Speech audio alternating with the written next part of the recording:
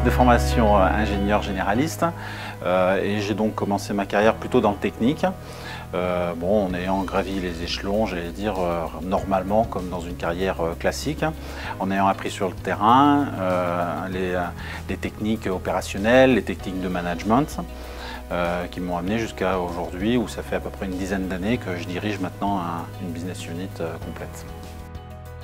Donc on vient avec notre bagage et on confronte ce que nous apporte le professeur à nos pratiques. Et ce qui est intéressant, c'est que finalement, on est très curieux parce qu'on se dit tiens, telle problématique, on l'aurait gérée de telle façon, où ça fait résonance avec tel ou tel problème que j'ai vécu, que j'ai actuellement.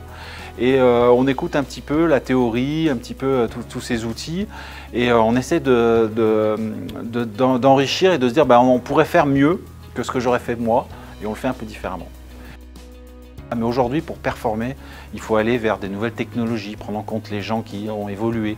Le personnel, rien que le personnel ne va pas au travail de la même façon qu'il y a 20 ans, et on n'a pas les mêmes attentes, donc on ne les manage pas pareil, etc. La mondialisation est importante, donc savoir comment on peut créer des alliances avec d'autres entreprises est important.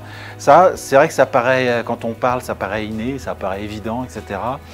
Mais si on n'a pas l'occasion, grâce à une formation comme ça, de lever la tête, de sortir la tête du guidon finalement, de prendre un peu de recul, de regarder tout ce qui se passe autour et toutes les bonnes idées qu'il peut y avoir, parce qu'il y en a encore qui sont extraordinaires, des idées, on se coupe de la réalité et d'une surperformance dans l'avenir.